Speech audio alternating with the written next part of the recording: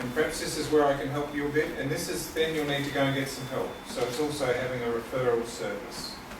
So in my work I have lots of people I can refer people to. And I know down in Grange, I know where I can go send people to doctors, psychologists, psychiatrists, community centres, all those kinds of things. So I have a local resource base that I work out of. And I don't know what you have up here in this area, but it's worth thinking about for you as a church, what's the resource base we have that we can refer people on to?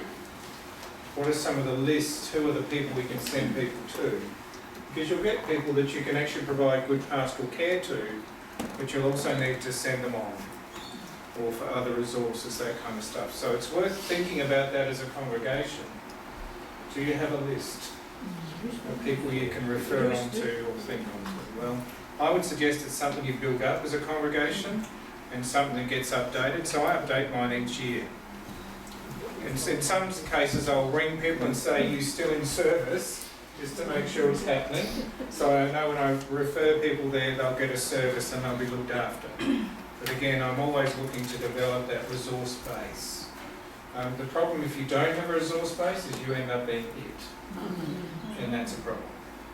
So you need to think about that, and perhaps even as a church you have someone who's willing to look at that, those kinds of things.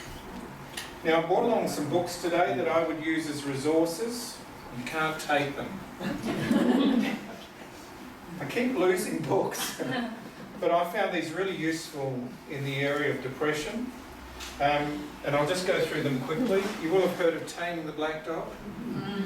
Now I use this all the time for people. I love it because it's photocopied. So it's little bits and little sections. It's not full of psychological garb or anything like that. What it does is it helps skill people up so that they know about what's going on, so they don't feel like they're going loopy or nuts or crazy. And it's also something that will help them to be able to work it through. When I'm working with people, I'll often just photocopy a chapter at a time and say, next week, how about we look at this? And I'll go through it with them chapter by chapter. Very good resource. And very, I get it from Demics and all those kinds of places, but again, very usable. The other ones that I found that are really useful, one is called Unmasking Male Depression, and the other one is called Unveiling Depression in Women, written by the same author. The guy's name is Arch Hart. Very good author, also writes on adrenaline and stress, all kinds of stuff. But he's written one specifically for men and depression, and one for women. And men and women experience depression differently. They actually say that, it's 2-for-1 the ratio of women to men who get depression, but I'm not sure we've diagnosed men and depression well enough. I think the diagnosis we have, or the criteria we have for depression, fit women better than men. Hide it. And for some, sorry? Men hide it better, do they? Yeah, they do. Or they get themselves into more trouble. I've often had people referred to me and they've said to me, Mark, told me I've got anger problems and I need to go and do anger management. And when we start talking, there's actually a whole lot of depression going on underneath and they're not managing so well, so it comes out in different ways. But again, both good resources, and I've used them for people I work with and they've found them really useful. Again, Martin Seligman, he's written a book called Flourish. The other one he's written is called Authentic Happiness. Both very good books for helping people to live in recovery. So again, I found them really useful for people. He has his own website. And it's really useful. You can just get on it and use it and pick the stuff you want and the stuff you don't want. But again, very helpful.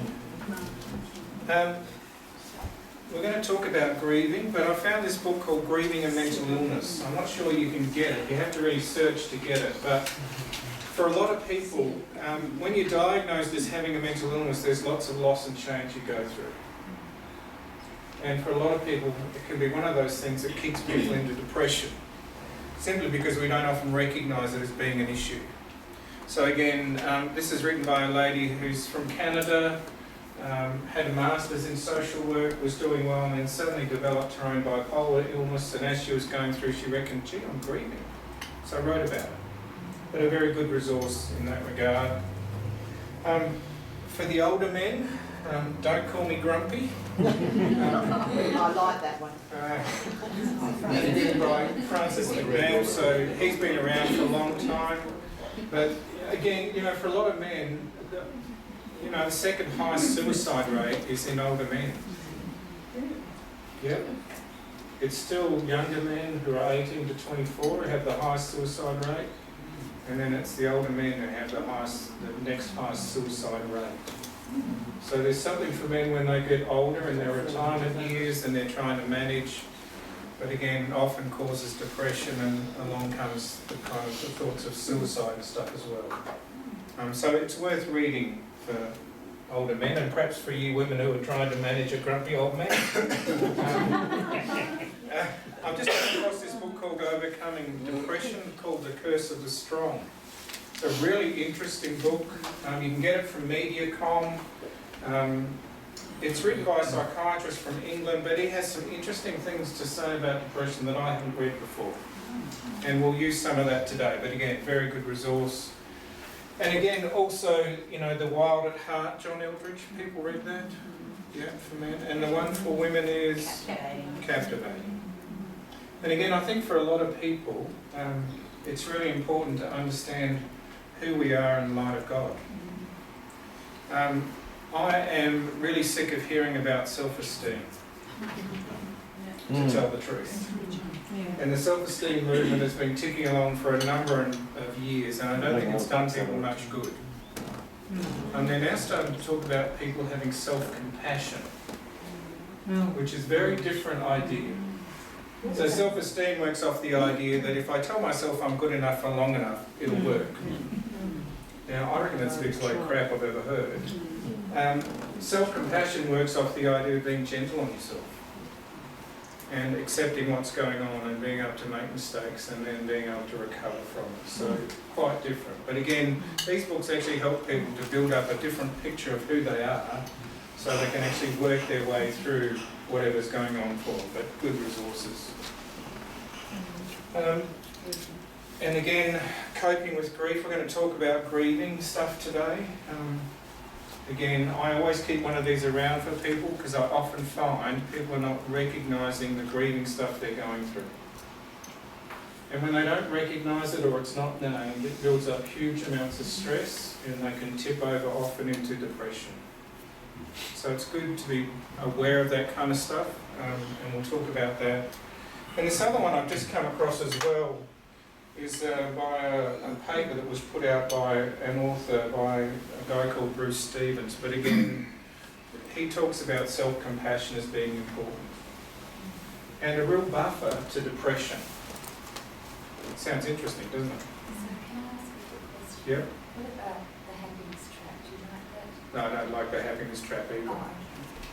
Oh, I think one of the problems of depression is actually on the increase is because we think we should be happy all the time. But the happiness trap, the happy. Oh, I haven't read that one, I'm sorry. Yeah. Sorry to interrupt. So that's okay. Right. That's on that premise, exactly Yeah. what you were saying. But again, I don't think you can be happy all the time, but our culture pushes that you should be happy all the time. And what happens when bad things happen? Because bad things are going to happen. So it kind of pushes that a bit. So again, they're just books I find are good resources, and if you're interested you can copy them down. First of all, let's look at the idea of what is depression.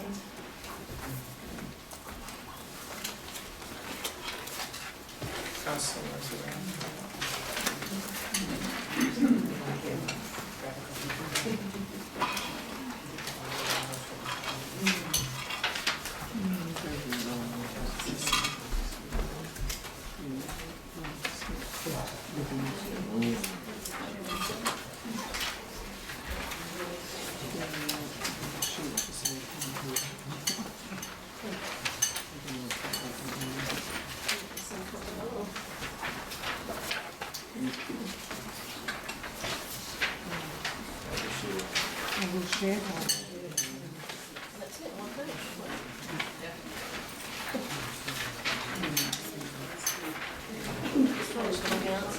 Okay, how are we doing? You all got copies?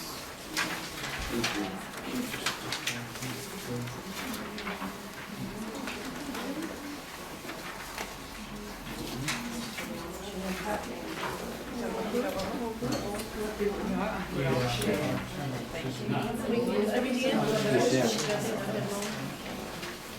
got spares.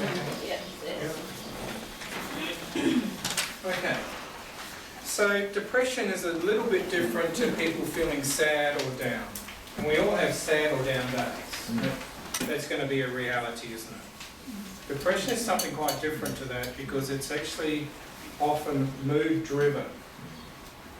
And so it's the mood driving what's happened to the person. And what happens when it's mood driven is that your ability to think or relate goes out the window. Does that make sense to people? So it's like you can have this mood and you get depressed, but the mood stays. It doesn't go up or down or change. And because that mood just keeps going the way it is, it actually colours people's worlds. It colours the perception of who they are, it colours the perception of people around them, and it colours the perception of their world. Does that make sense for people? So it's very different to just emotions that we have, and we should have on a regular basis, and being sad or blue. That's quite different to actually depression because it's this mood that's just affecting all of who the person is, and it colours their world. Now what they would say is it only takes about 2 weeks to experience that kind of mood-based disorder for it to start really affecting you. 2 weeks. It's not long, is it? So if you went to a doctor and you said, I've got this and this going, and the doctor would probably say, well, you've got depression, and again, it would only take 2 weeks for you to be diagnosed with depression. Which gives you an indication of the effect of what mood can do to us. And what mood can do with us when we lose our ability to think or rationalise or any of that kind of stuff. Does that make sense for you? So again, it's important we pick it up. So again, you'll see there listed are the signs and symptoms of depression. Now they say if you have 5 out of these 8, you can be diagnosed with it. So they are things like a depressed or irritable mood for most of the day. And for some men, it's feeling angry all the time. They just don't know what to do, but something's going on and they're not sure, and they can find themselves being quite angry. You can have a marked diminished interest or pleasure in all or almost all activities. You can have significant weight gain or loss. You can have insomnia or hypersomnia. So insomnia is you can have hypersomnia where you're sleeping all day. You just can't get off the couch, all you're doing is sleeping. You can get psychomotor agitation or retardation. So psychomotor agitation is where you're a bit like a marble in a tin can. And you can't sit still, you can't relax, you can't do any of that. Or you can go the other way where it's really hard for you to do anything at all. You can get fatigue or loss of energy nearly every day, feelings of worthlessness and or excessive inappropriate guilt. And you'll see that in people, it just colours their world. I'm useless, I'm hopeless, I'm no good. And for some people they get to the point where they'll say, the world is better off without me. That's what can happen for people. You can get diminished ability to think or concentrate or indecisiveness. And again, if I'm working with someone who's got depression, I don't actually give them too many things to do at once. I know if they're feeling depressed, their ability to think or concentrate is really diminished. So if I'm going to work with them or be alongside them, I'm only going to talk about one thing at a time. And I'm not going to hit them with everything. And I'm not going to have huge theological debates with them around all kinds of stuff. It's usually one thing at a time, one thought at a time, one process at a time. Simply because they can't concentrate.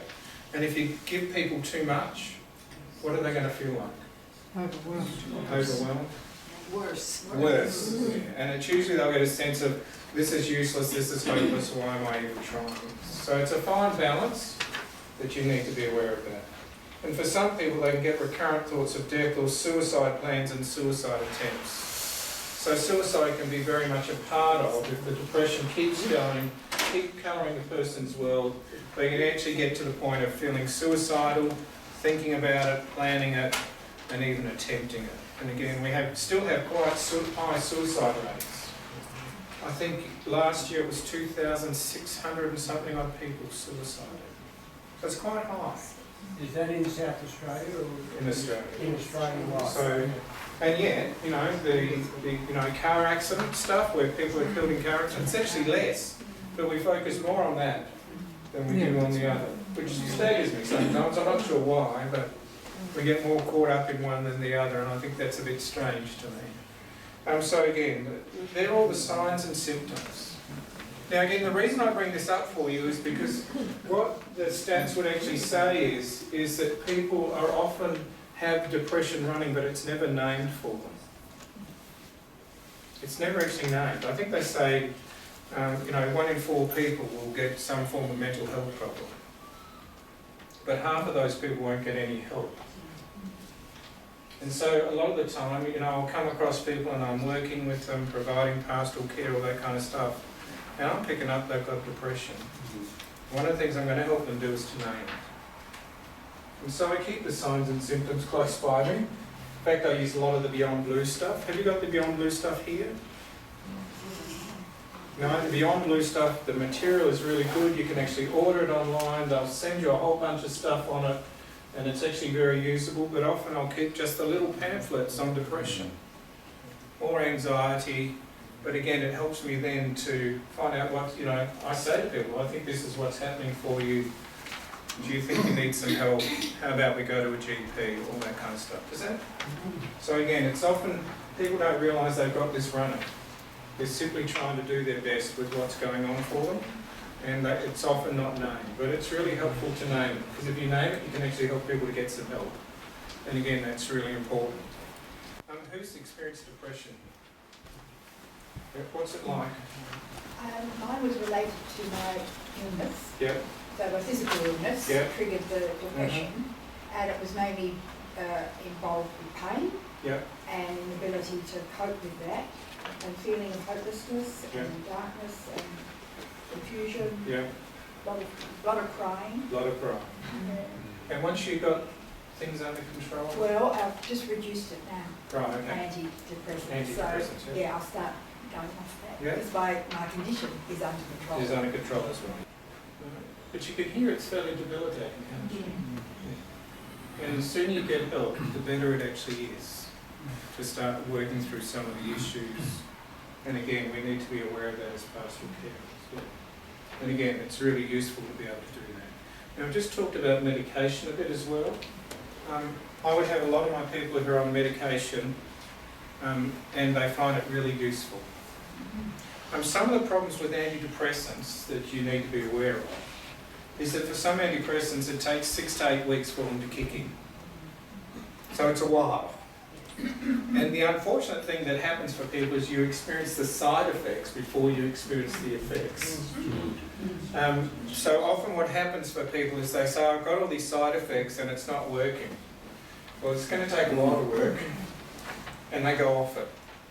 And they wonder why it doesn't work. And sometimes it's about managing the side effects so the effects can actually begin to take effect. And what you're hoping for the antidepressant stuff is that it actually lifts people's moods enough so they can begin to think differently, feel differently, and perhaps begin to incorporate some different skills or ideas into their lives so they can actually do better. So again, medication I think is important for people, and I have a lot of my people who are on medication and it actually helps them. Yeah? Mark, has the practice changed whereby young people or people under the age of 25, they are using less medication? Has that changed? Because No.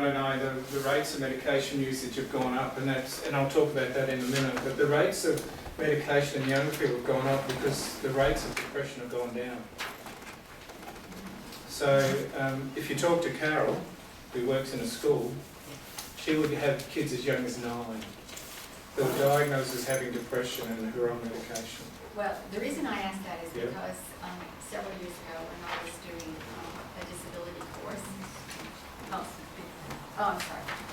Several years ago when I was doing a disability course, they talked about the current trend was because the brain is still developing until you're 25, that the emphasis was on therapies like cognitive behavior and avoiding medication if at all possible, and except in severe cases. And I just wondered if that has obviously changed. That's changed, yeah.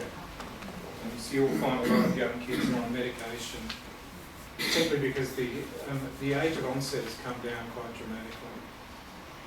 And so, you know, in order to help kids, you need to help lift their mood a bit initially to get them up and running. So, is it not being used, cognitive behavior therapy? Oh, it is, and we'll talk about that in a minute. But again, the rates, and then we'll get into that now. But I think, I've got an article from Seligman, but he writes quite extensively on it, but he writes, a generation or two generations ago, if you became depressed, your first bout was likely to be about age 34 or 35. In these last two studies, both of 2,000 high school and middle school students, the mean age is 14 for the first bout of depression. That was written in 2002. So that's not current in any way, shape or form. And it goes on to say, since recurrent is a recurrent problem on average, if you have depression, it's likely to occur once every 3 or 4 years. And you're talking about an ocean of tears, and if the difference starts at 14 as opposed to 34. So the age of onset is actually coming down. And I think that's why we need to be so much more proactive within our communities in recognising depression as being something that needs to be looked at and helping our young people to deal with it more effectively. And do we know why it's coming down? Again, if you look at Seligman and stuff, Seligman talks about several things. One is he a bit like me, he doesn't like the self-esteem movement, and he doesn't like the idea of always being happy. And he thinks that sets people up for depression. He also says that one of the other things, and I said this last week, is we no longer have the supports we used to have. So like I said last week, when I was growing up as a kid, I knew all my neighbours. Currently I know 2 of my neighbours. But we don't have those big extended families, and we don't have those big extended networks. So it means when things don't work well, people are left on their own resources trying to manage. That's one of the things he talks about. And again, that self-esteem stuff I really struggle with. I don't think it helps people at all. And I grew up with it, but I don't think it actually helps people to do well. And the idea that you can always be happy, or should always be happy, that really grates me. But I think it sets people up. Can you have like depression by itself, or is it like a symptom with other things? Are you? Like, can you have depression alone, or is it? Can you have like a variety of different things going on? Different illnesses? Different illnesses, yeah. Oh yeah, well we just heard a story of someone having a physical illness. Right. And then having depression. And you know, for some people they would move through, and again, it's also possible to have very complicated grief and depression. Right. So, and for some people I work with, it's also possible for them to quite often have, you know, schizophrenia or something like that, but also experience depression. Okay. And it may be because of other things, but you often find that running together. Right. Yeah. Does that? Yeah. Mark, if you're working with someone who would have at least 7 of both, and they did not undergo on medication because of the mental illness, they've got these feelings that it's going to do certain things to them. How do you? I don't. I often say to people, look, I'm not sure how I'm going to be able to help you. Because initially, and I explain the same thing to people, I say your mood needs to be lifted enough so you start getting a different picture. If your mood's not lifted, then you can't engage your brain to start with. That kind of gets locked out. And so I'm very clear with people, look, there's so much work we can do, but I'm not sure how far we'll get and how quickly it will happen for you. And people need to make a decision around that. And so I've got people who've said, actually, Mark, no, I'm not going to think about that. And I'll say, well, I'm not sure how much I can help you. And that's just being honest. And again, people need to come to a decision themselves around that stuff. So I'm just flat out honest with people around that stuff. And that just helps me. and it helps the other person as well. And I can refer people on to other help and stuff, but you know, they may want to go and see a psychologist or someone like that. But yeah, I just try to be as honest as I can. Can I just, the comment about the young age and the depression, one of the things that I've observed, and I'm by no means an expert on this, but 17 years in the role that I've had, the undiagnosed or the non-medicated parent or family member, you often ended up with the children being carers, and there have been times when we've said, is this behaviour learned behaviour because this is what mum looks like, or is it something that they've developed because mum's not coping? So when we talk about those young ages, it's often a symptom of the older age not managing. So it's not just the child we're talking about, it's a familial thing. Yeah. They have the presented patient, but you also have all those in the background. Well, we deal with the behaviour usually to start with, and then it goes from there as they get assessed on certain levels. Is that a heritable disorder? Oh, now, okay. Look, there's always huge debate. There is, and it depends on which end you end up, whether it's inherited or nature or nurture stuff. Yeah. Well, that's what I just... I think it's both. That's my personal view. You need to think about it. But we do know that there is inherited characteristics. But we also know there's a lot that happens in our environment, and there's a lot that happens in our nurture, there's a lot that happens in schools, all kinds of stuff. And you combine those two together, and I think you create the potential. Now, I talked to you last time about the model I used for explaining mental illness, didn't I? No? Don't think I did? Okay. We talked about difficult people, didn't we? Yeah. Okay. So let me just quickly go through that. The reason why I think people develop mental health problems is stress. Purely and simply stress. Now, and again, you need to think about this. But whatever model you choose will have an effect on how you stand alongside people, provide pastoral care for people. But for me, the stress model works well. And again, if I took you all today, you've had big lunches and all kinds of stuff, and you've had a nice day, and I suddenly took you and I slammed you into the back of a semi-trailer, and then I took you down the road to some, warehouse, and I made you work for 3 days straight without any sleep, without much food. Guess what? After 3 days, you'd all be showing signs and symptoms of mental health problems in one way, shape or form. It wouldn't take much, by the way. And that's why interrogation techniques work so well, because they cue, huge stress on people and people tip over. So I actually use the stress model when I'm working with people. So we know there's a stress model that happens when people have a genetic predisposition. So you look at my family, we've got depression up the wazoo. I can go back and name 3 generations of depression as part of our history. I've had to be aware of it. That's a stress level. We also know that there are things like chemical imbalances that go on, physical illnesses that go on, all those kinds of things that again cause people stress. We also know there are things like environmental stress that goes on for people. And some people live in very high environmental stress areas. So we used to live in Davern Park. Anyone been to Davern Park? 3rd and 4th generation unemployed. A whole range of problems happening for people in this general environmental area.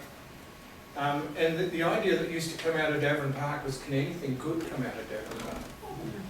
I used to feel a bit like Jesus saying, can anything good come from Nazareth? But again, that was the environment that was happening. And it was causing people huge amounts of stress. And we, as a family, we would have to leave the area every now and then just to get out and breathe something different. There are also things like social stresses that happen for people. So things like relationships not going well, change in schools, change in jobs, all those kinds of things. divorces, all those things that happen. They're stresses. And we also know that people manage stress in certain ways, or they've been taught to manage stress in certain ways. And I think there are also spiritual stresses that go on in people's lives as well. I mean, spirituality is really important for people. And I don't know if I've started reading Hugh Mackay's latest book about spirituality. It's really interesting. If you get a chance to read it, have a read. He's a really good author.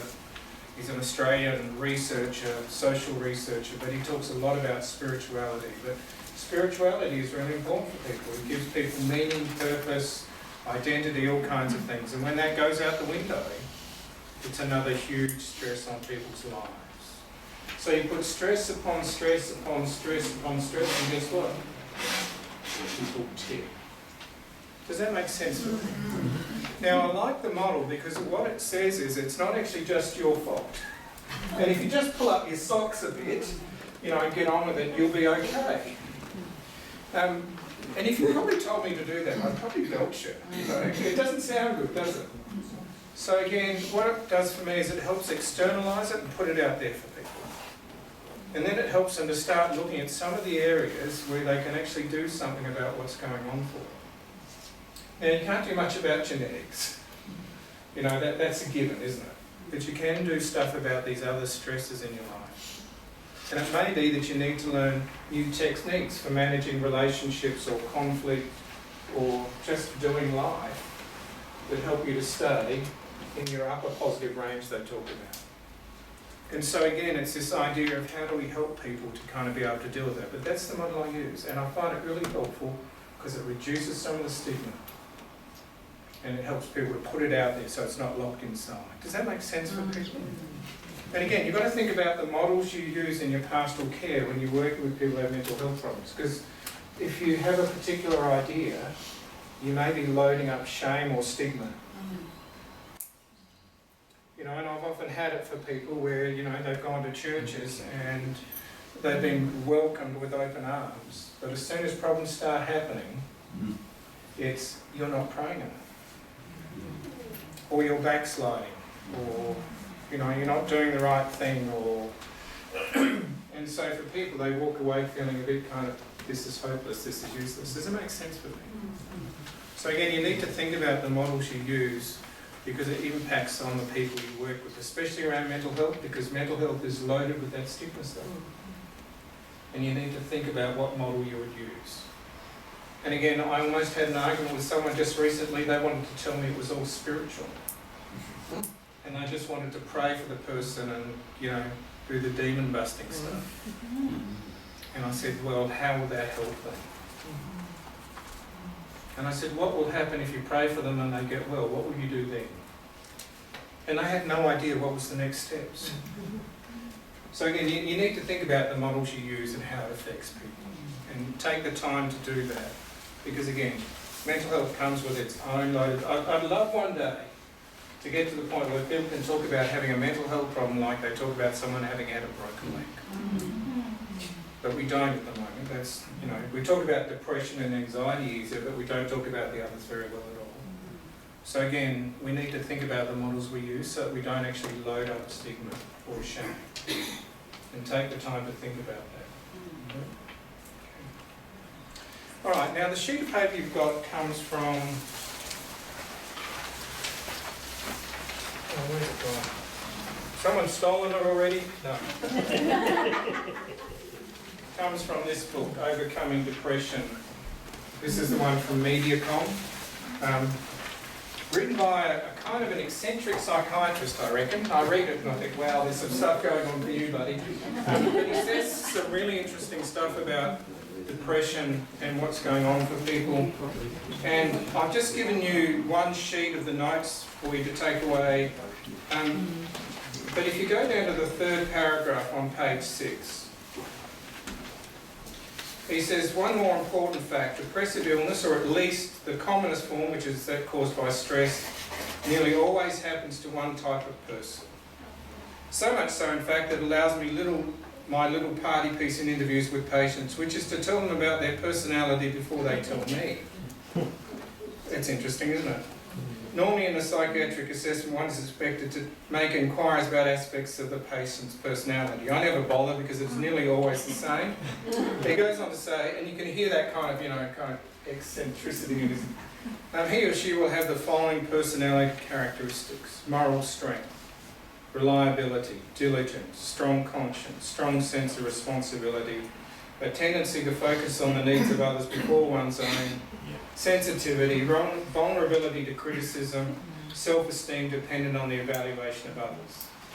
This person's the sort to whom you would turn if you had a problem to sort out upon which your house depended. She has a safe pair of hands and you can trust her with your life. Indeed, this person is usually admired, though often somewhat taken for granted by those around her. And it goes on to say that. And then he goes on to say later on, and I'm just going to read it out for you, but the sensitive person without a very solid sense of self-esteem can't stop struggling because she fears other people being disappointed in her. Even more than this, she fears being disappointed in herself. So she keeps going on and on and on until suddenly, bang, the fuse blows. And he would say it's not a disorder of weakness, it's a disorder of strength. And so, yep. So I was going to say, it's she all the way through, isn't it? Yeah. Yeah. But again, what he's looking to do is get past the idea that it is a weakness, but it's actually people trying to do the best they can. But there's an underlying issue, and I'm not going to use the word self-esteem like he has, but there's a lack of self-compassion towards themselves. And if you're interested, I reckon self-compassion is a good thing to get into and look at. But often we talk about trying to improve people's self-esteem. I'm not sure that that actually works in any way, shape or form for people who have this running. Because what they've got is the perfectionist running. And the perfectionist says, I've got to get this all right, and if I get this all right, then I get the tick. And I'll be loved and cared for and valued. Does that make sense? Now, what I find for a lot of people I'm working with, this happens especially to Christians. They've got to discover that they're loved and accepted and all that. Yeah. Anyway. Yeah.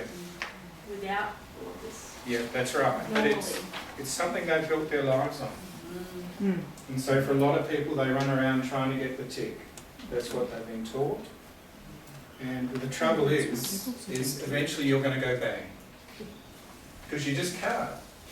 We're not perfect. We're fallible. We're human. We have problems, but we need to know we're loved anyway. And so for a lot of people that I'm working with, I find this especially true for Christians, but this is the model that runs. And again, it means we've got to think about our theology or our faith and how does it outwork in that person's life. Because if I resonate with that person and say, oh yes, you've got to keep doing all this stuff and you've got to get right before God, and I don't think I'm going to help them. So it's about actually helping the person to see that they are loved and cared for and valued and accepted no matter what, and that they can actually make mistakes. And a lot of my work I do with people around this area is I talk about the mistakes I've made.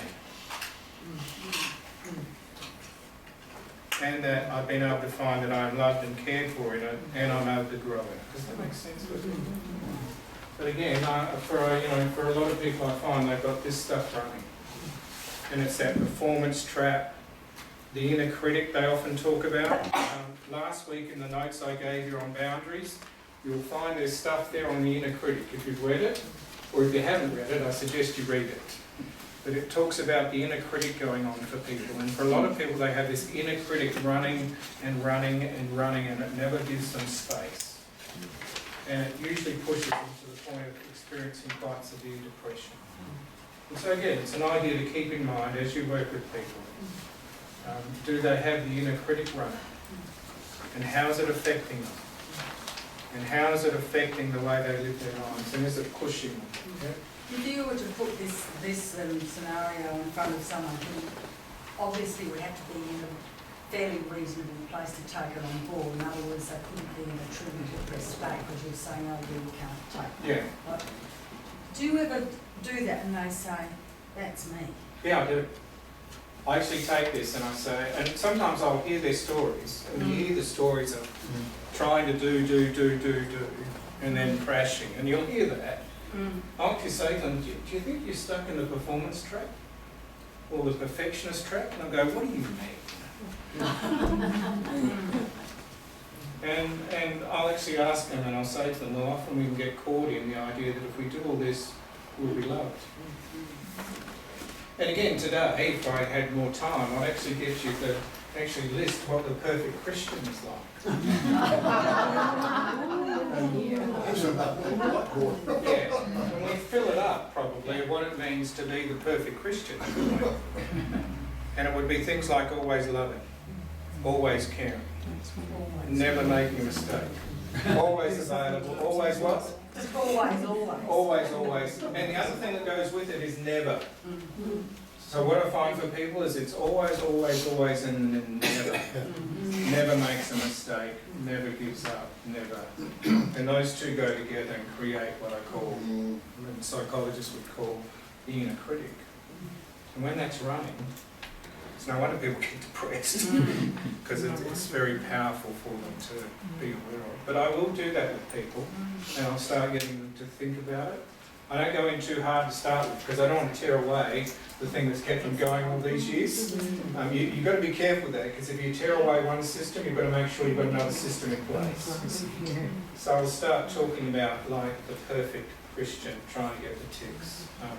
I had this happen to a chap, came into one of my mental health units, and he found me, actually came and got me, and we were talking.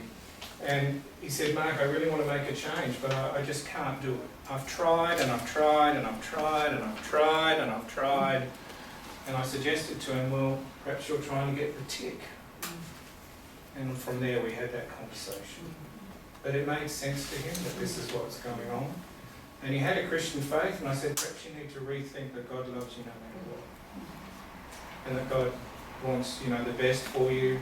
And God wants you to have life and life to the full, and you will make mistakes, and you're still accepted, valued, belonged, all that kind of stuff. Does that make sense for you? Also found that telling people, unless you have been through what they've gone through, saying, I know how you feel. Oh. That can be a doozy. But you can use your story. Yes. This is what I can't say what you've been through. Yeah. So you need to use story of actually help people. Yeah. So again, does that make sense for people? Now, is that something useful you can use with people? But again, I find when I'm working with a lot of Christian people, this is running. This is actually running and has full steam. And for me, I used to, years ago when I first came to faith, all I ever heard was that I'm a sinner. For all have sinned and fall short of the glory of God. No one told me that I was loved, which is the starting point. So my theology always starts with, you are loved, no matter what. And again, where your theology starting point is often very important, because it will tell a very different story. So again, you need to think about that as well. What's my starting point for my theology when I'm providing pastoral care, especially to people who've had mental health problems and probably got the stigma wrong. So again, it's worth thinking around where would you start telling the story, because it will affect people and it will affect you and how you do your pastoral care. But again, I also remember I had a mate of mine, we used to come to Coro, the old Coro, sorry. The only Coro to me. But I had a mate of mine and I used to do some work with him, and I got to a point with him where I said, if you talk to me about sin one more time, I'm going to belch you. And we started down this road of reconfiguring, rethinking our theology. But for us that was really important, and for my people that I work with, it's very important that I keep doing that, and keep thinking about that. But it will impact how you do your pastoral care. Yeah? Okay? Has anyone got any questions or thoughts? Again, if you're it's probably a good book to have in your church, that one. But it lists all the kind of therapies people can go to get help around the perfect person stuff. Yeah? Well, I've read lately that 20% of people who present to a doctor or a psychologist with depression are actually bipolar. What have you got to say about that? I'm not sure about that. I'm not sure where the stats come from for that. Because I think the stats are still saying that Is people there a have like, smidgens of truth in that, though? I'm not, because the rates of bipolar are about 1 to 2% of the population still. And yet the rate of depression is about, I don't know, some research says 10% of the population. So there's a big disparity between bipolar and depression.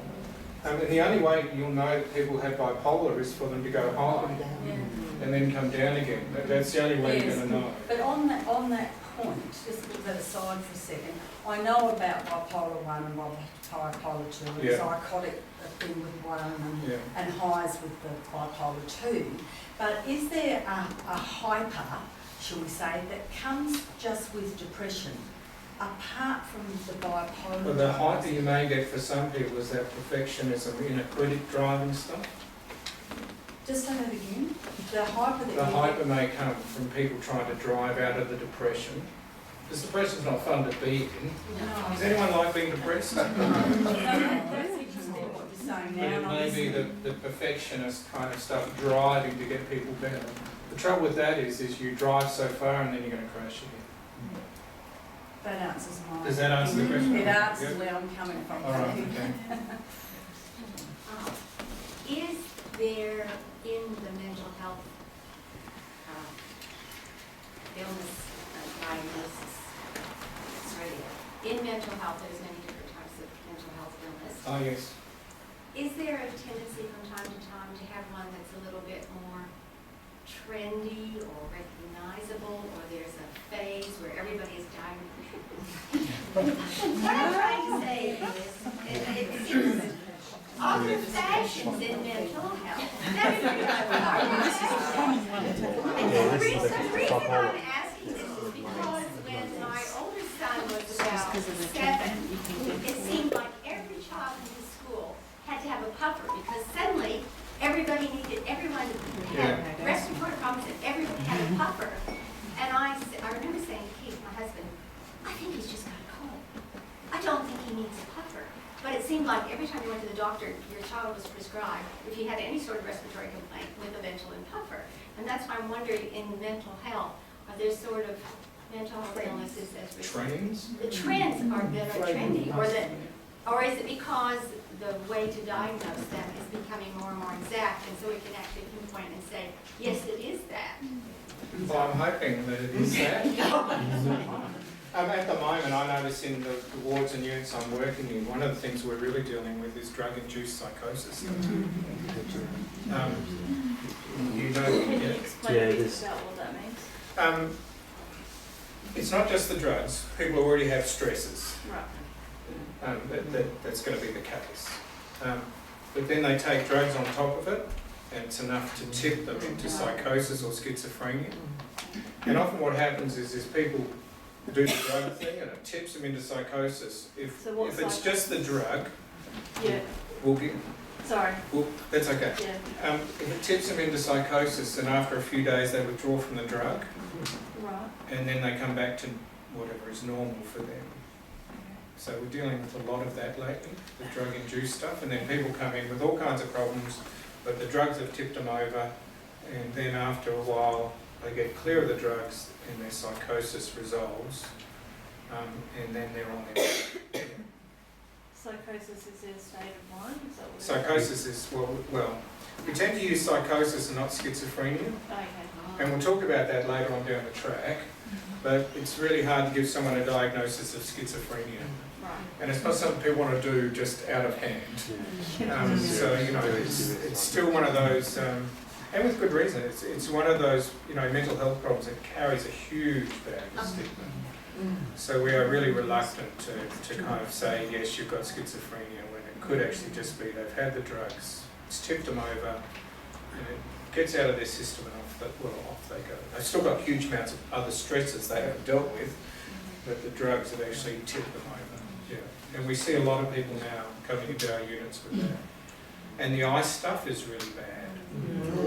Ice is just terrible. It's so highly addictive, and people get caught up in using it, and it makes them, it drives their emotions more than anything else. And the anger and the outbursts people deal with is quite phenomenal. Yep, sorry. Just a comment to Carol's question. Sometimes we see the trendy or the quite a common diagnosis is the bipolar diagnosis at the moment, and unfortunately it is linked to a lot of drug use. So you'll have and if there's no drug screens conducted when they present to the RA or in the big hospitals, they can be misdiagnosed with a high, and then you'll often have a depression after that. So people can say, oh, this is the highs and the lows, but it's actually a lot of it's attributed to drug use. And until some good screening's done, so there is a fair bit of diagnosis done around that, which is really unfortunate because I pick it up in the community, but we often have a go at the big hospitals for not doing the drug screens to begin with and picking up. And in fact, illnesses that are more prominent, it's maybe because of some misdiagnosis. Some of that, and people will withdraw. You know, if you're on drugs for quite a while, the withdrawals you get will really be severe, and sometimes they can look like depression. And often that's not diagnosed, it's just, oh, the person's depressed when they've got withdrawals going. So it's pretty hard to work in those kinds of areas and find out what's going on with people. What about prescription drugs? Yeah. People are on heavy painkillers, prescription drugs, and they go into psychosis from that. That's there are a couple of drugs I can talk. Has people heard of diazepam? And you'll heard of lorazepam, Alprazolam. Now we used to use that a lot. It used to get used a lot in mental health, people with anxiety, all kinds of stuff. Trouble with those kinds of drugs is they're highly addictive. And the other thing they can do, if you're not very aware of, is they can actually shorten people's ability to learn. So I've got people who've been on quite high doses of diazepam, those kinds of things. Their ability to recall short-term memories. So I'll have people I'm working with and they're on diazepam and stuff, and they won't remember the session from last week. So that's, you know, there's these two side effects going on. With some of the other drugs, you know, the kind of the painkiller stuff, I find for a lot of people it tends to push them the other way, not into psychosis, but into depression stuff. And that's simply because you start taking a drug and it builds up in your system, and then you need to take more to get the same effect, and then you need to take more. And when you don't get it, you crash, and you get quite severe withdrawals. It's usually the other way for a lot of people. They take these drugs and it pushes them into. So you've got these two things happening for people. And the painkiller ones are really hard to deal with as well. Again, highly addictive, and helping people to withdraw off those. In fact, lots of doctors now are unwilling to give people diazepam. With good reason. I think it's I've had one of my people, it took them a year to get off it. It took them a year to withdraw. I mean, some people say it should only take 14 days. But again, I've had some people who've been on it and we've just been reducing bits of tablet, you know, breaking them down into halves over periods of time to get people off. So it has quite severe effect on people. And that can lead to mental illness if they've been on those drugs. You know, start experiencing withdrawals, it's another stress. You're just adding another stress on the people. So how you help them withdraw is really important. Okay. And the reason I brought this up, and I continue to bring it up, is because I find a lot of people experience a grieving process, but it's never been named or worked through.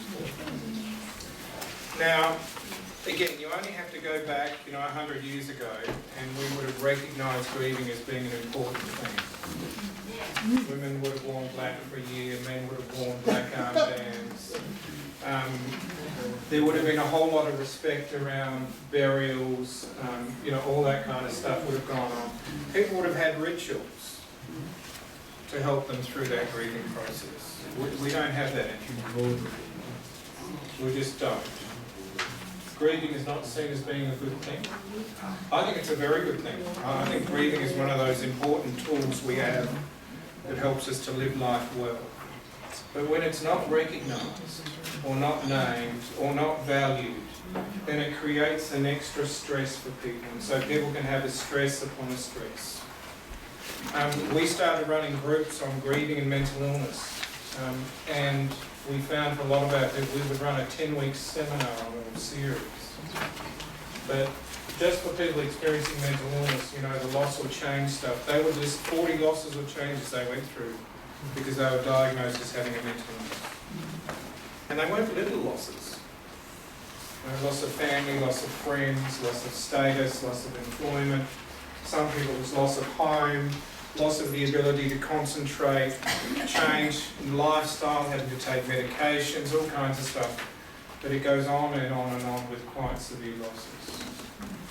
And so, but also I find for a lot of people, this stuff is not being recognised, and because it's not being recognised, they end up lobbying in hospitals with mental health problems because it's been the stress of it still dying.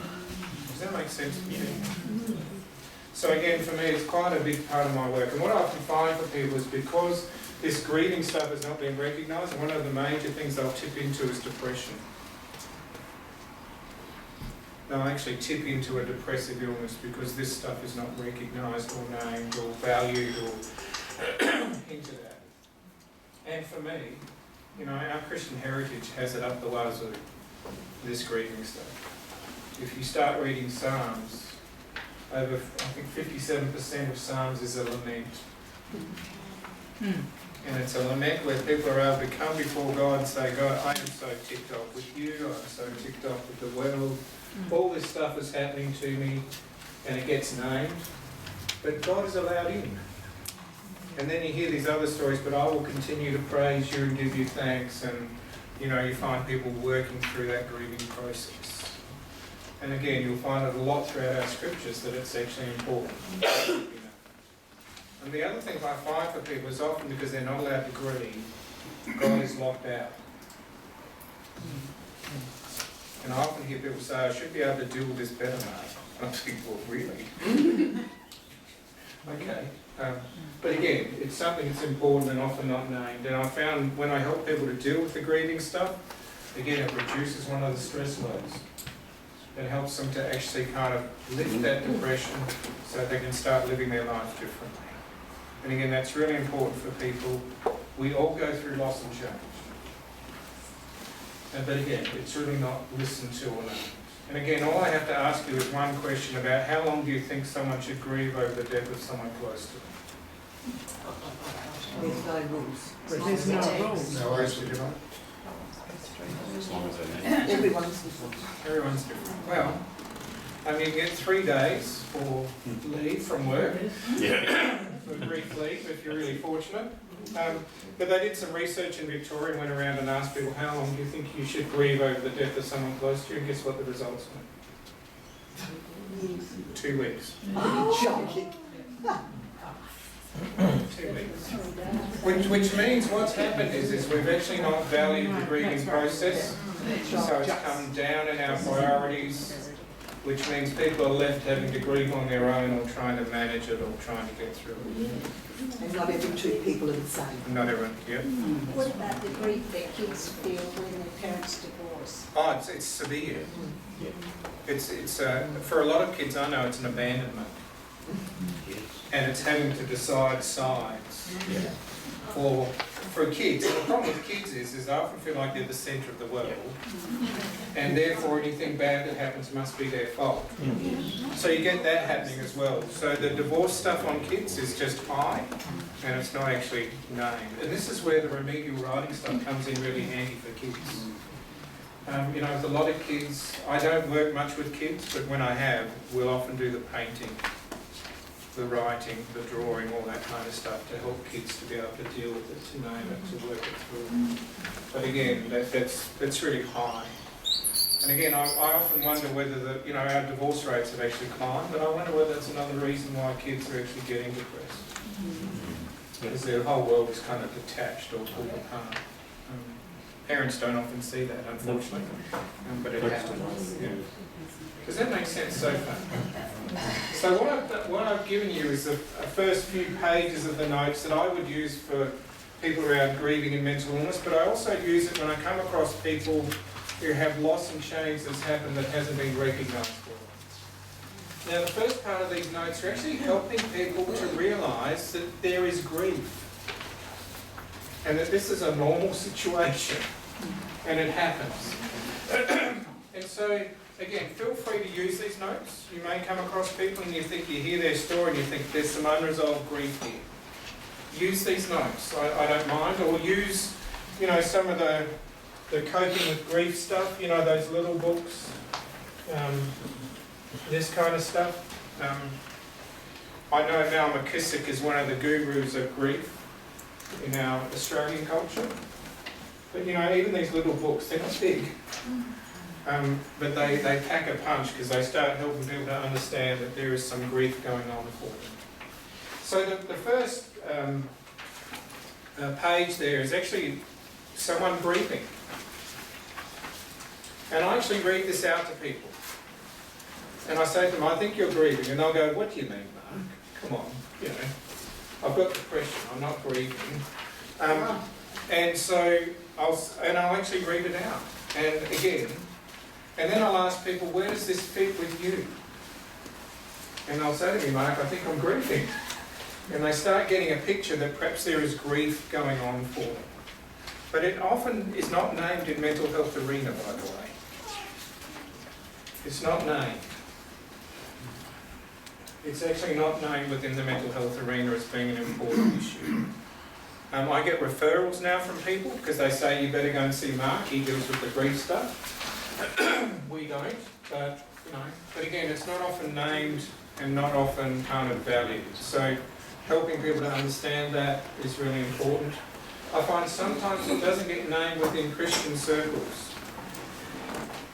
because everything has to be happy, happy, happy. And you only have to see that when you come across people and you ask them, hi, how are you going? I'm fine, thanks, on top of the world. Yeah. So again, we can have high expectations that we should always be doing well if we're living in faith, and the reality is that's not going to be the case at all. In fact, in one of the congregations I was in, we used to run blues Christmas services.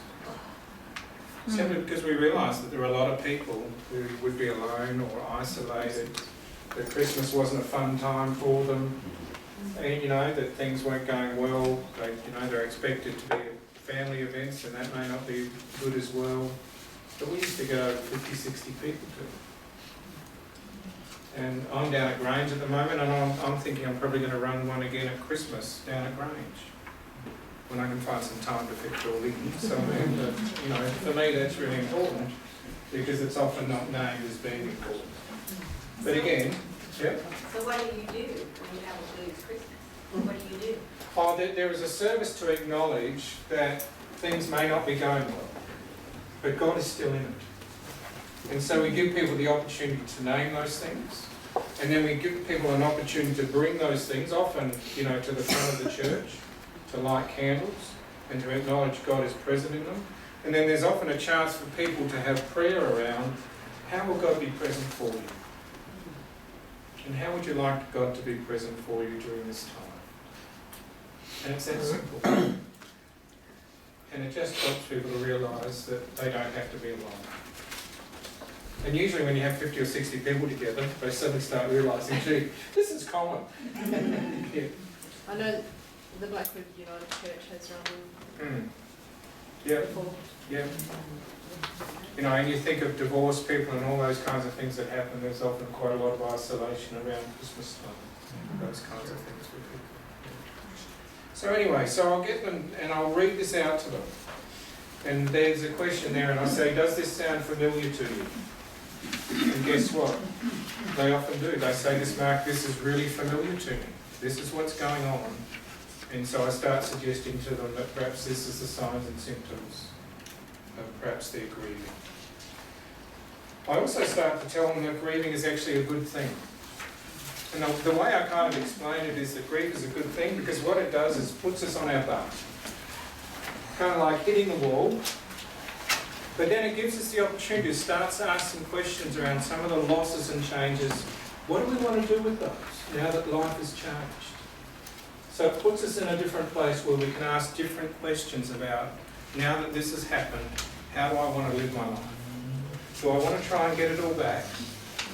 Or do I need to modify life? Or do I need to look at something completely different and go in a completely different direction? But when you do that, you're giving people choice in their grieving. And that's really important, by the way. Because people often don't feel they have choice. And it starts helping them to see that things can be different for them.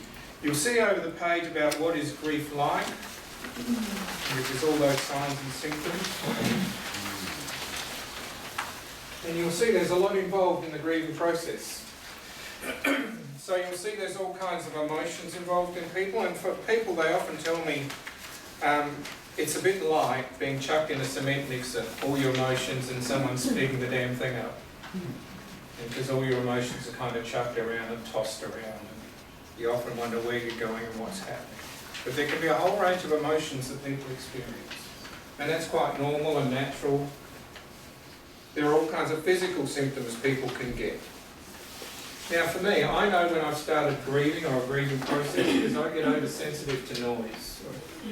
That's one of my signs and symptoms that perhaps there's a loss or change happening around me that I haven't named.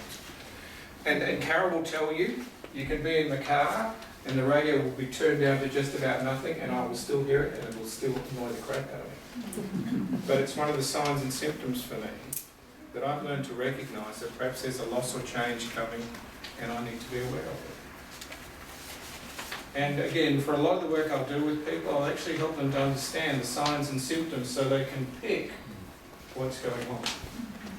The other thing I also do is I'll say to them that a lot of these signs and symptoms sound an awful lot like mental health problems. You only have to read this and you think, yeah, the person could be diagnosed with any number of things. But it's really helping people to see the difference between the two. So I often get people to tick or choose one symptom and I say, what is it like for you when your mental health problem is kind of getting out of control? What happens? And what happens if you're grieving? What would that symptom be like? And often they're quite different, by the way. It's really amazing, but they'll be different. And I'll say to them, well, what happens when your mental health problem gets a bit out of whack? What will you do? And so we'll plan that. And hopefully they know what they're going to do. And I'll say to them then, what happens when you're starting to grieve? What will you do? And again, I'll start planning that. Does that make sense for people? But often I find for a lot of people, they'll go to the doctor and they'll say, I've got all these signs and symptoms, and the doctor simply either ups their medication or sends them for counselling somewhere that may not be helpful, when in fact they may be grieving. And so for me, it's important to help them to recognise that there is this grieving process going on and they need to be recognised. There's also a lot of mental things that go on for people, and you'll see that list there. I mean, if you go over the page, there's also a lot of behavioural things that are going on. One of the things I notice for people is an awful lot of sighing. A lot of sighing. Oh. I go to a funeral and you hear people sigh all over. I don't know whether you do, but I do. It's just simply because I do a few funerals in my time and I've had to recognise that. But again, there are a whole lot of other symptoms that go on. And all this is part of helping people understand that this is a normal, natural process. It's helping them to name what's going on. This is what happens to me. These are the signs and symptoms I get. And I'm helping them to actually normalise it. Does that make sense for people? Again, over the page, you'll see there are things like your dreams are affected. You can even get bodily distress and changes in bodily functions. And again, I find that's useful for people to be aware of that. Now, if you go over the page, you'll see that diagram, or those diagrams. Got it? Yep. Now, you see the top one. The top one is the old Kubler-Ross model. People remember Kubler-Ross? Yes. You know, when I was nursing, I cut my teeth on this thing. I don't particularly like it anymore. It says that, you know, you'll go through shock, denial, anger, bargaining, depression, and then you'll come out the other side and you'll have an acceptance or an adjustment of it. I don't think that's true. It's like it's a one-shot wonder. And I don't particularly like it as a model because it can put a whole bunch of pressure on people to actually get through this and then finish it up and it's all done with. And I don't think that's the case. I actually like the bottom model better. And I actually think what happens for people is they dip down into the grieving process and come back up. And dip down and come up, and dip down and come up, and dip down and come up. I think that's a normal, natural process that happens for people. We're not designed to manage that huge stress of this. I would never put people through that.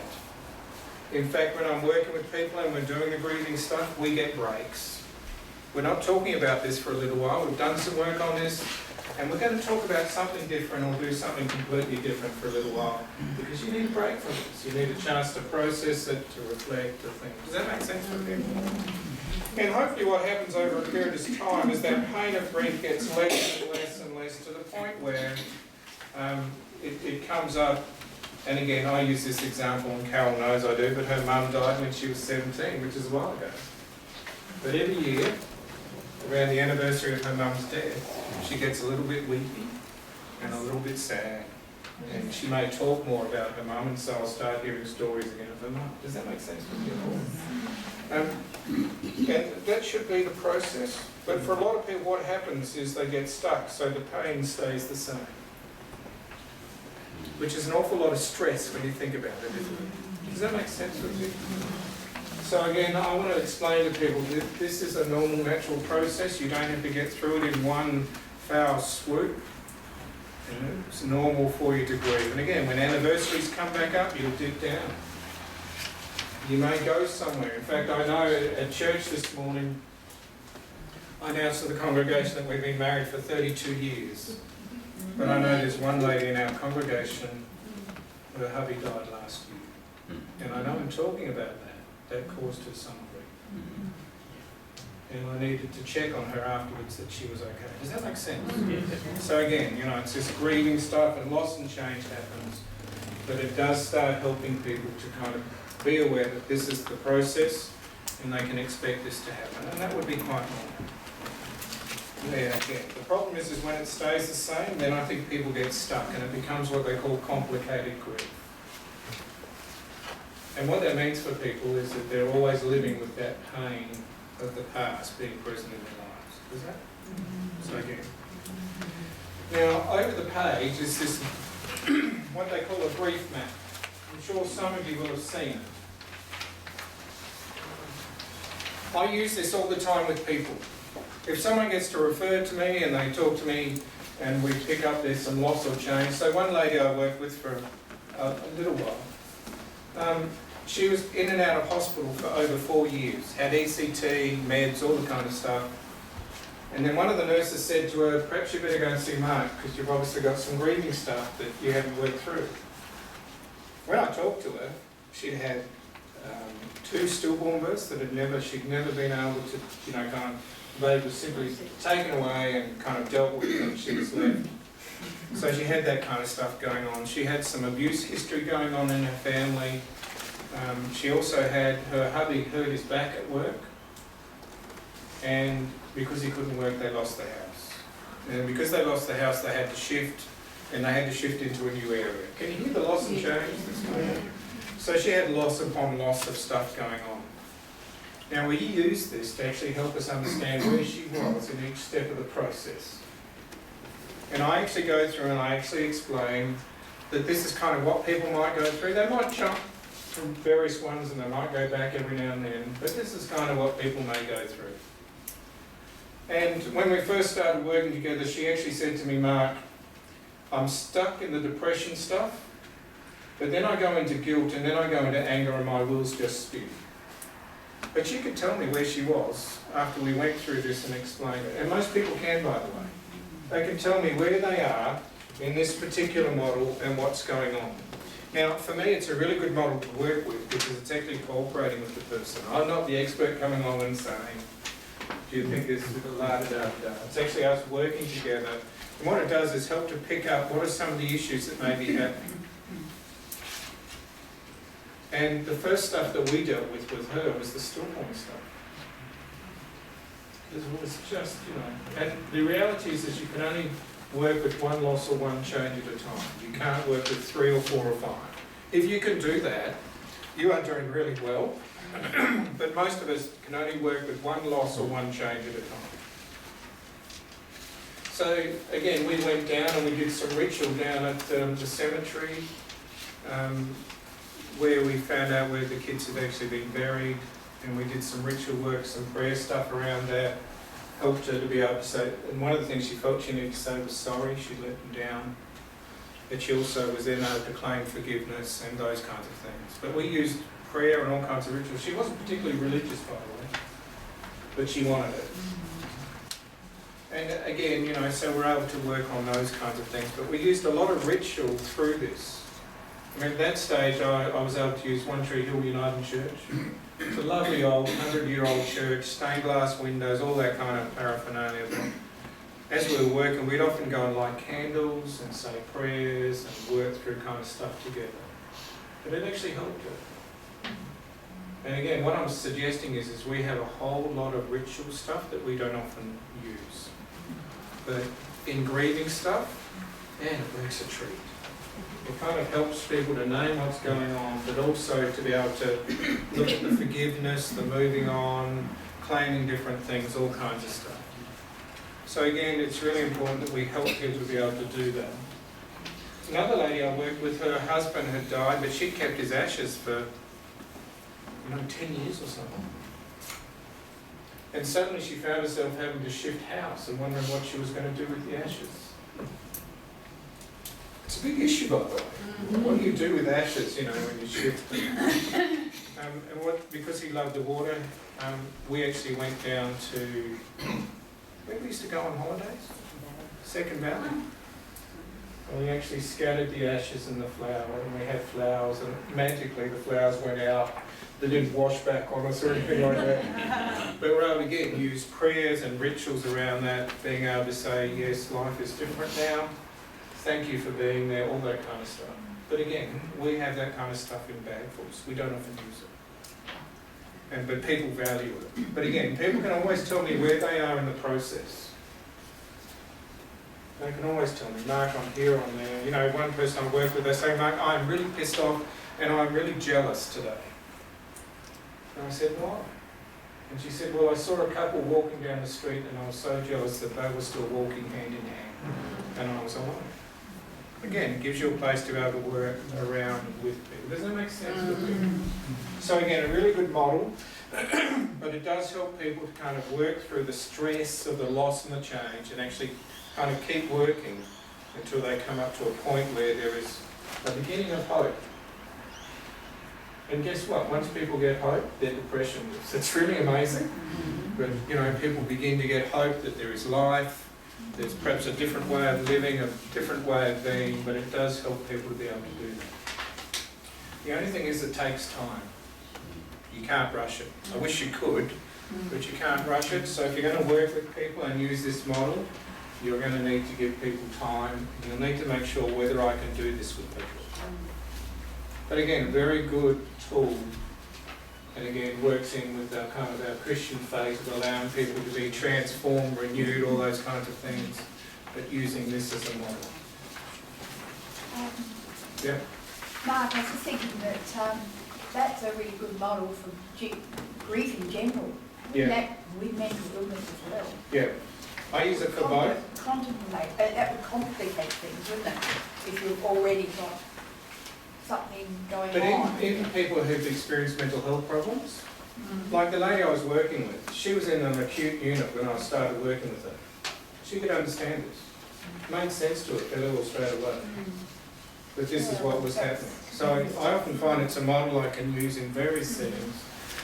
And again, you just go to the person's case of explaining what's going on and how this is happening. And again, often useful. Now, if you go to the last page, for those who have worked in the health system, you'll probably know this. It's called the Holmes and Ray Stress Scale. And I use this for people because sometimes people say to me, Mark, what should I be grieving over? Life is great. I hear their story and I think, well, you're not so understanding of this. Because people sometimes only see grief as being useful when someone close to you is dying. They don't see it as being useful when there are other stresses around. Now this scale says that if you get to 300 or 400 points, I think it's over a year, you are highly stressed. When I do this with people now, I only do it over a 6-month period. That's kind of implying the kind of stress life and stress levels we live with. Does that make sense for people? There are various models around that you can use, but I tend to use this one. It recognises Christmas as being stressful. It recognises pregnancy as being stressful. I'm not sure about the personal injury or illness. They put 53 on their scale. And what I sometimes say to people, you may need to score this out of 100 to what you think it is. So for some of my people I know, they've got quite severe health problems and they're really limiting on their lives. And you want to name that. What did you say was the maximum within 6 months? 300 to 400 points. 300 to 400 points, and Yep. you're highly stressed. You're highly stressed. I do this every 6 months. I grab it out and I go through it and I look at it because I'm the same. I don't often realise that I've got stress in my life. I think we're a lot like the frog. You know, you put in hot water and you start heating the water up. The frog doesn't realise it until it's boiling, and by then it can't get out. Well, we're the same, by the way. So we don't often realise the stresses or the strains we've got on us until it's a bit too late. Not that I've ever been in jail, but jail term you think would be high enough.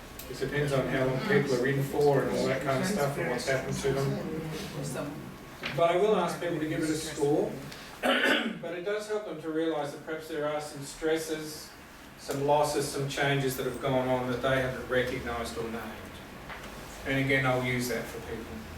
It's also I use down the track with them. So I'll say, let's see how it's going for you. So we've got some picture of what's happening. And again, they can often be very clear on what's going on. It gives you a very good picture, something you can actually use to work out what are the stresses that are going on for people. Is that a useful model? And again, 15 minutes, okay. Okay. All right. Oh no, that's good. That's good. So again, feel free to take this and photocopy it. Again, if you want to make it into a paper dart, that's okay. But if you want to use it for yourself or use it for some of the people you come across, it's good to use. You may want to do some extra reading on it. So, you know, Mal McKissick, all those kinds of people, you may think, oh, I'm not very good at this. Do some reading. But I think it's an area we don't do well with in our Western world. In fact, I've done funerals with, you know, the Orthodox, Greek Orthodox, Italians. They have a whole year ritual. The Greek staggers me. But they have a whole year of coming to the gravesite and doing certain things and then moving on. And at the end of the year, they have a whole big kind of ritual around the gravesite. We don't have any of that. So we live with that kind of stress of trying to manage that, often with not very good effect. So we need to be aware of it, and you need to be aware of it for yourself as well. You know, even today, if the church came to me and said to me, Mark, we want you to go to Byron Bay. You can surf every day if you want, but we've got this church up there. We want you to go and work up there and live up there and be up there. We think you'd be excellent at doing that. And that would be quite a joyous thing, wouldn't it? Oh, sure. But there are still losses or changes I would have to recognise or name in order for that to happen. So, you know, we're not going to, by the way. Oh, okay. I'll start applying elsewhere, shall I? But, you know, when I have to say goodbye to family and friends, I'd have to give up, you know, the house I'm in. I'd have to give up, you know, doing some of the other things I like doing in the area, all those kinds of things. There would still be loss and change. But again, we don't often recognise that. So again, it's good to keep in mind, but I find for people who've had depression, then this can be one of the things that hasn't been recognised or named or done. So do you have any positives that you can then discount against this? Like you're surfing, you might give a high plus score against the negatives. Yeah, well, people will often do that. They'll tick things off and say, well, this is what I can get out of it. And again, with some people, you're right, I'll do, perhaps a risk versus the positive. This could be a risk for me. If I don't move or I don't change or I stay this way, this can be what happens. If I take on this, this is what can happen. It's another tool I'll use sometimes with people to begin to get them to think differently. Because not all change is going to be bad. No. But often I find when people have worked through it, they see it. And they'll say to me, Mark, life is different, and isn't it great? So like that lady I work with, and I worked with her quite a while, she said to me one day, Mark, I'm right, see you later. She was ready to go and off she went. I had to then grieve because suddenly it all stopped. But again, for her, she suddenly got it. And for her, she suddenly realised there was different possibilities. I didn't even have to do that with her. She just saw it and went. Yeah. Mark, is there ever a time when you're working with people that have those issues that your life and how you roll life depends on them trying to move through, and if they're not wanting to move from that, how do you then come to a sense of that we just sit and wait? Do we, how is it that when you come across people whose family members or that are in that state and you're wanting to help and they don't want to help themselves, and you are, I guess, waiting on decisions to be made so that you in your life can move forward? How does that... Can we talk about that next week? Sure. I think next week we're doing bipolar. So I got that right? Anxiety. Oh, we're doing anxiety. Okay. Because what I want to talk to you about is the model of change stuff. Now, and we'll get to that. But the model of change actually says there are stages people go through in order to change. And there are some people who won't change for various reasons. And it's realising that they're not ready to change. Now, if they're not ready to change, then you need to make decisions. And there are various questions, and we'll go through those kinds of questions that you can ask people so you know where people are in that model of change. And I use that model all the time when I'm working with people. Because I realise for some people they're not quite ready for change. Now I can hang around and I can wait and I can keep doing stuff with them and I keep putting time and energy in, but it's all I'm doing is actually activating the positives in their lives and not the negatives. And in order for people to change, they actually need more negatives than positives. That's the reality. If you look at the model of change, and the model of change is used quite extensively now. They even use it in anxiety-based disorders to help people to shift or change or to think about things differently. So for me, I'm often finding I've got people who don't want to change for various reasons. Now, that's difficult. But I also realise if I keep putting energy into that and doing that, it's probably going to be headbanging stuff. Yeah, and you feel like that you're then suffering. Well, you get frustrated, annoyed, and all that kind of stuff happens. And guess what? Someone else is missing out who may want to change. So I'm always weighing that up. And I'm always looking at that. And I pray a lot about it. But there are some other things. So if I'm going to work with people, there are some conditions. One is they need to have some goals or dreams. If people don't have goals or dreams, or some way of knowing where they're going, then I'm probably going to limit what I can do. I may need to help them to understand what those goals or dreams are, but it's got to be there. People need to be able to manage some form of pain. They need to have some way of coping or managing with pain, some support to be able to do that. And they also need to be willing to change. If I can't see those three often, my ability to be able to work with them gets minimised or compromised. And so I need to think differently about how I will manage that. But again, you can drive an awful lot of resources into someone who's not willing to change. You can, you know, they'll suck it up like, you know, a vacuum cleaner. Have you had that happen to you? Yeah. And again, we'll talk about it more, but for me it's more about then, okay, what do I do, God? Do you want me to stand in this for a while? And what will happen? Or do you want me to move on and start making plans and thinking about it differently? That would almost be like an attention-seeking type behaviour, sucking it up in a vacuum. It could be for some people. They get very desperate. You know, they have a huge fear of being abandoned, or they have a huge fear of change itself. Sometimes I have to actually educate people about change. What does change look like? All those kinds of things. But it's a question we've got to ask. And it's something we need to go through. But I'm always asking those kinds of questions. Otherwise, you just keep giving, and you're reinforcing their lifestyle. And that's not helpful for them, and it's not helpful for you. So you need to think that through. And again, I'm quite honest with people. I say to them, look, it doesn't seem to me like you're willing to change here at the moment. And I'll list why. And I'll say, look, I'm not sure there's much I can help you with. I'm happy to see you on, you know, whatever basis, and I'll plan that out with them, but, you know, I'm not sure I can help. I may refer on. Shh, don't tell anyone that. But again, it's a real issue. And it's a boundary issue as well. So we talked about boundaries last week, didn't we?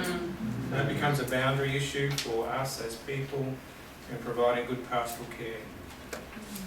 And there's also the idea that Jesus didn't chase people. So, you know, again, my scripture that I always come back to this is the rich young ruler, and I think I've told you this before. In the story of the rich young ruler, you see him come to Jesus and say, what must I do to inherit eternal life? Which is, what must I do to change? And Jesus says, well, this, and this. And he says, I've done all that. And then Jesus gives him this ultimate question, well, go sell all you've got and then come follow me.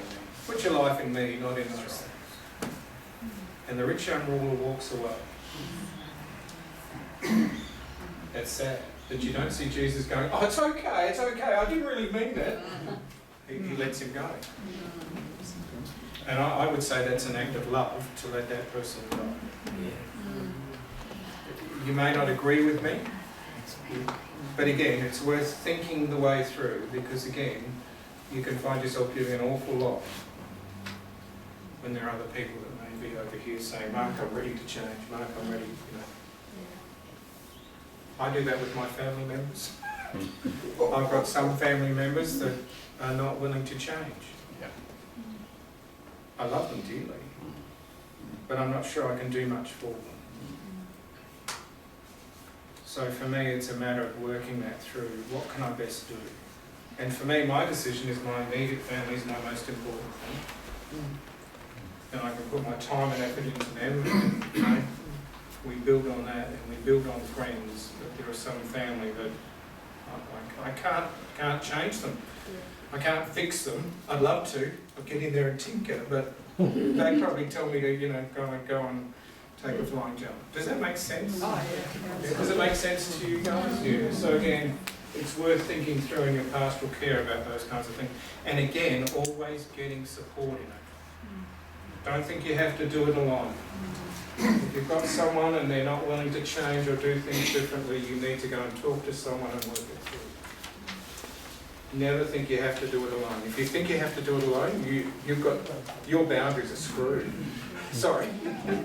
You know, there's something wrong there that's allowing them to be walked over in a certain way and for that to happen. So you need to go back and reflect on why that's happening.